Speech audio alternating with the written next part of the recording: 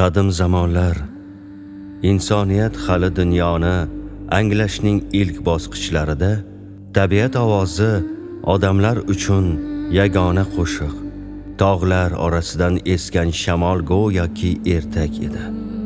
O'sha davrda odamzod hali yozuvni, harfni, kitobni bilmas, ammo qalbida allaqachon turli his-tuyg'ular, orzu va umidlar uyg'ongandi. G'or devorlarida, toshlarda, tuproqda, xayolda nimalar o'ylansa, qo'llar shuni tasvirlay boshladi. G'or devorlaridagi suratlar hayotning o'zidan ko'chirilgan lahzalar edi. Ammo rasmlar inson tasavvurida tug'ilgan barcha fikrlarni ham bayon eta olmay qoldi. Shunda odamzod fikrini belgilarga, hikoyalarni so'zlarga aylantira boshladi. Mesopotamiya tekisliklarida ilk marotaba odamlar loy taxtachalarga belgilarni tushirishdi.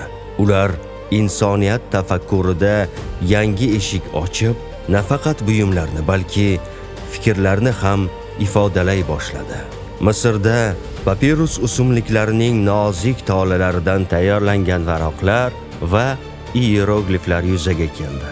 Xitoyda esa bamukdan tayyorlangan yupqa taxtachalar bir-biriga bog'lanib, qo'lda tutib o'qiladigan ilk kitoblarga aylandi. Insoniyat ilk bor o'z bilimini yo'qolishidan asrashni, uni avlodlarga uzatishni o'rgandi. Asrlar o'tdi. Bir paytlar cho'zilgan papiruslar o'ramlari asta-sekin o'rnini yangi shaklga, kodeksga bo'shatdi. Bir necha varaqlar yonma-yon tikilib, bitta jildga aylana boshladi.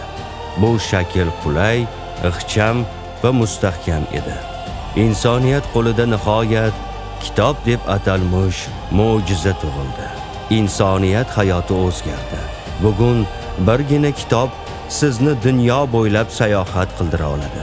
Kutubxonadan chiqmagan holda Afrika sahrolariga borishingiz, qadimgi Rim maydonida bo'lishingiz, jadidlar bilan bir davrda yashayotgandek bo'lishingiz yoki yulduzlar orasida sayohat qilishingiz mumkin. Har safar istalgan kitobni ochganingizda siz so'zlarni emas, asrlar ortidan kelayotgan ovozni eshitasiz. Har zar varoqlar siz bilan suhbatlashayotganini his etasiz. Kitob insonning eng sodiq do'sti, eng dono murabbiysi, eng halol hamrohidir. U sizdan hech narsa talab qilmaydi, biroq evaziga butunlay yangi dunyoni taqdim etadi. Kitob o'qigan odam hech qachon yolg'iz bo'lmaydi.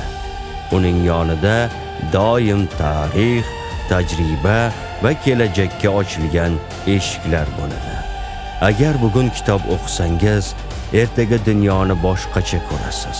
Agar bir oy davomida o'qishni davom ettirsangiz, bir yil o'tib o'zingizning butunlay yangi qiyofangizni kashf etasiz.